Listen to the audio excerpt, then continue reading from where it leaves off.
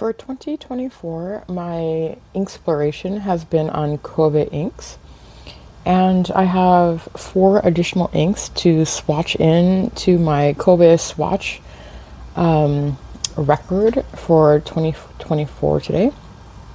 So I'm going to just show what I have so far, and if you want to watch the video on swatching them with any further details, that is available.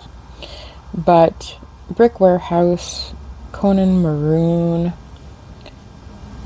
Shinkachi Gold, Kikusu Biotope, Kitano Olive Green, Suzerain Green, Sorakuin Tea Green, Mako West Pearl Blue, Bordeaux, Timan Purple Gray, Sumi Yushi Uptown Jade Green. So that is where we have left off. So what I have to swatch today is a couple ink samples that were shared with me, and also an ink that I got at Stationery Fest. And I think this is like a limited, I don't know if it's limited, it's special for, I believe, a museum in Japan. So all these Kobe inks have a story behind them in the name, the inspiration. I'm going to link to Kobe so you can read up on those if you'd like to. It'd be fun to share, but it becomes a little bit time consuming. So we'll just go ahead and swatch these inks. Now, I'll go ahead and begin with the ink samples and finish with the Akashi Museum Gold because it's a darker green. And these were lighter, maybe spring, summer colors, but we'll go ahead and swatch them and see what you think of them. So in my setup, I have my Cricut that I use to hold ink samples. I have these available at the Fountain Pendulum Webstore. I have my singular vial holder that I'll use for each sample as I swatch them. I have my traveler's notebook and my Nicole Josephine brass clips. And then for instruments, I'll be using a vintage dip nib, a watercolor brush, a little eyedropper or pipette, my swatching stone, and I'll also, in addition to swatching in my TN, I'll also be swatching on these coloring cards that I've pre-stamped. Okay, so let's go ahead. I'll just move this down because I'll be swatching here. And then I guess I'll also be putting down an Esterbrook, one of these blotting papers, because as you can see, things get rather speckled. So I'll be using my swatch there. Move this here for the moment. All right, I think we are sufficiently set up. And let's go ahead and start with the first one. So this is Kobe number 54, Ancient Tomb. And you can see I already put the little sticker on top that I put some ink on, and it has almost, let's see what it looks like, but it looks like it's going to have almost like a terracotta, like a softer, obviously, but that's what it reminds me of, a very earthy color, but on the lighter, more pastel side.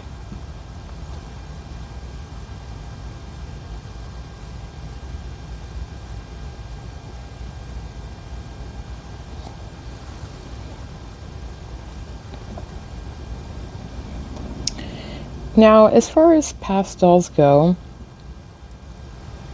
I appreciate the color for what it is. Let me get this Kobe 54.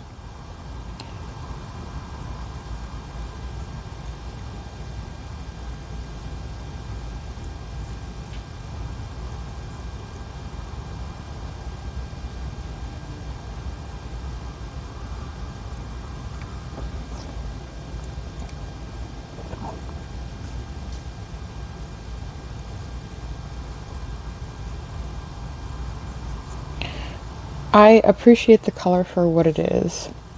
However, if you're not using a broad nib or a wet pen, these sometimes can be rather difficult to read and even write with. I say write with because sometimes, depending on the lightness of the ink, it can be even difficult to see what you're writing at the time.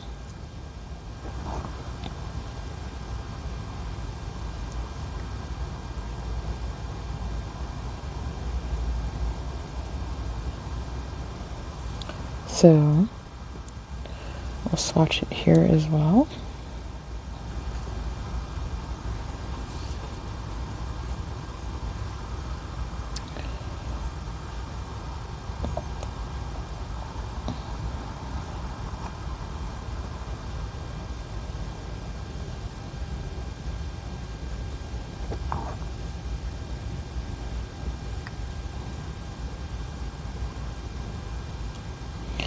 The color is lovely, and there's something about Kobe inks that have a very interesting complexity to them, and that are also earthy. And I really like that. And I think part of that is because the colors are inspired by nature, and there are a lot of colors in nature that have earthy hues to them, even if they're a lighter color. So maybe that's why I'm very fond of the Kobe line. But of course I'll show you all these swatches once they're dry. And while this one's drying, we'll continue on to the next one. Kobe 57 Hydrangea. And I can kind of tell by the top here already that it very much looks like it's going to be a chroma shader. So this will be certainly a fun one. Kobe 57.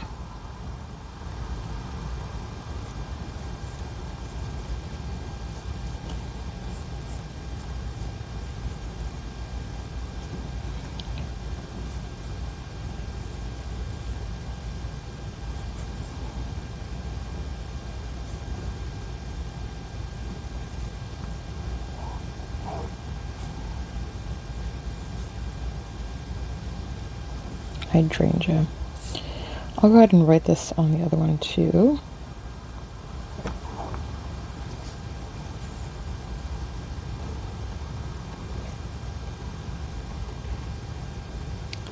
Chroma shaders are beautiful inks, but again, it's one of those inks that will be quite often on the dry side.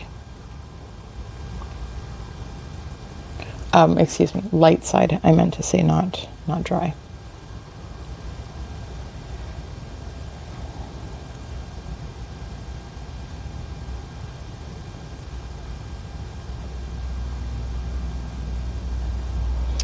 So when I do my swatches, I always am trying to accomplish the high and low values of the ink to give a accurate representation of the ink and the ink's properties.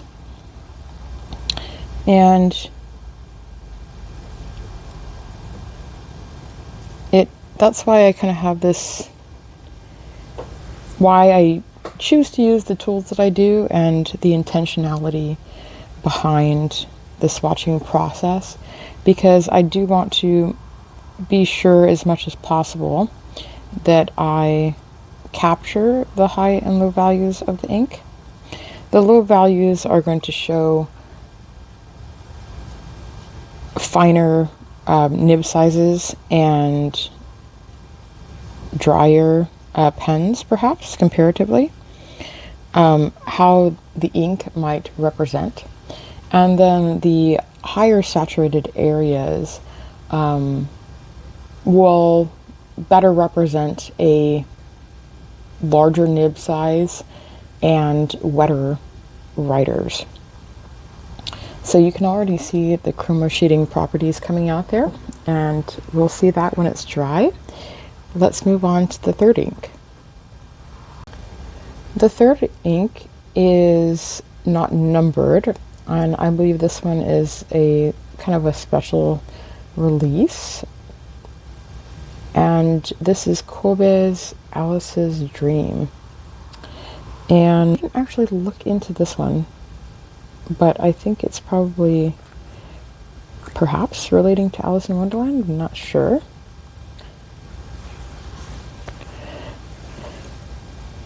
It's certainly a light pastel blue. So no number here, we'll just put Kobe Alice's Dream. It writes down very lovely. You can see with this, you know, soft kind of flexible nib that I'm getting the color very well in the writing sample. But again, with a finer, drier pen, it certainly wouldn't come up as well. Kobe. Alice's Dream.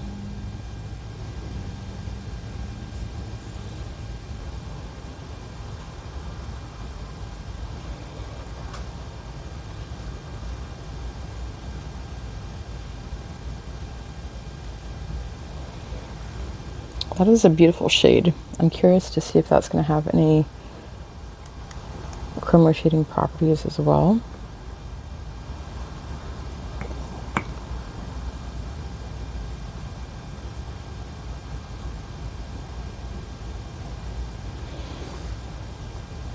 Kind of looks like it does.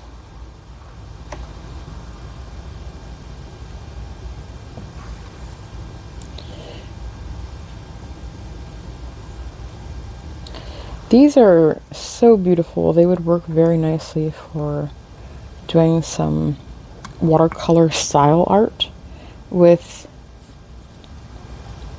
fountain pen ink. And I think that fountain pen ink has something very unique to offer the kind of watercolor art realm, because you're not going to get, as far as I'm aware, a watercolor ink that has this type of effect to it. And some people have, you know, kind of made the comment or suggestion, well, fountain pen inks are a lot more expensive than watercolor inks. And I'm sure that's true, but I think the point to myself is, but I have a lot of fountain pen inks, samples and things like that, that I'm not necessarily purchasing. It's like I buy a bottle of ink that I like and then I trade samples. And if I was to be doing, you know, some watercoloring, which I enjoy doing on occasion, I wouldn't be doing like a big, you know, a big setup original art piece. It would be something a little bit more like doing a little watercolor in my traveler's notebook, after going to a special event or a garden or something like that. So I guess my point is it wouldn't be something big scale that would consume a ton of ink, but I get it. All right, we are on to the last Kobe ink for today. So this I got a bottle of. It's my first bottle of Kobe ink, and I got it at Stationery Fest. I did a video on Stationery Fest, so if you want to watch some footage and the haul that I got, then check that out on one of my previous videos. Alright, so again, this would be an unnumbered ink because it's kind of a special edition. Akashi Museum Gold.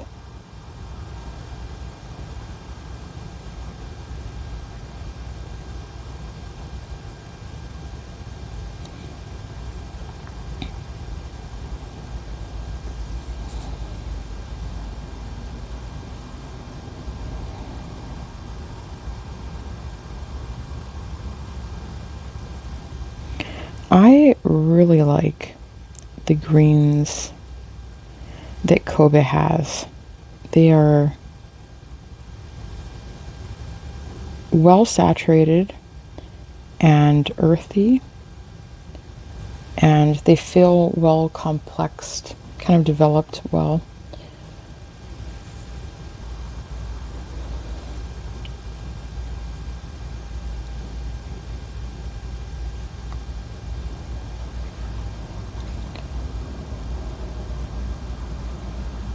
There are some greens and some ink colors in general that, at least to me, feel a bit one-dimensional, hollow,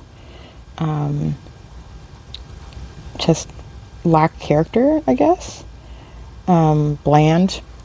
So they feel a little bit rather uninspired to me personally. So for me, the Kobe inks have really delivered on that spectrum,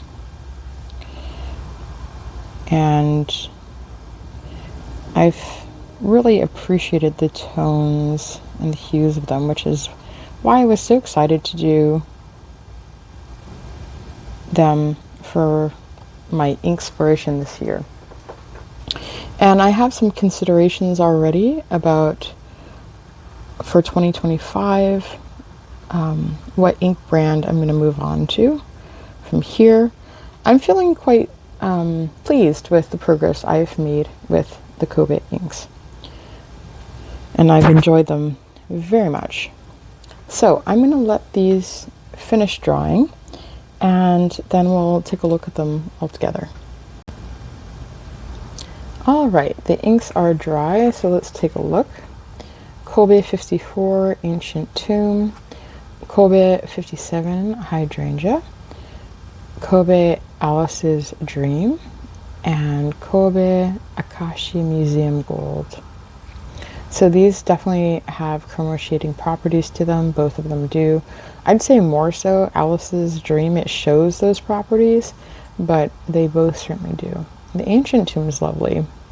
All these shades are so beautiful. I love the Kobe inks. Let's take a look at the colorings and get a bigger swatch of the color. And I often feel like these brush strokes show the color better than just in the center, but it's nice to have like a bigger swatch to look at. And this is MD Midori paper, of course, and I think it certainly shows the properties of the ink better. You can see the chroma shading happening on the Midori paper, and certainly not as much.